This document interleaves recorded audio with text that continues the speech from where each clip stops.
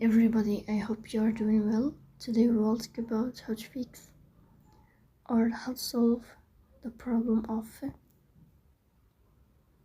offers on threads. You will click on settings.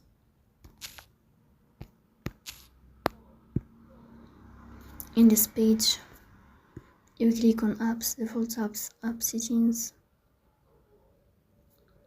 Here you will search about threads and you will click.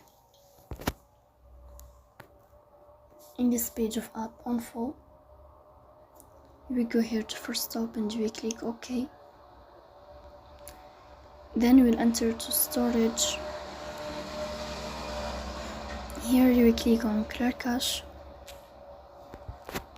In the end, you will turn off your phone and you will restart your phone again to fix that problem. So please don't forget to support us by like and subscribe.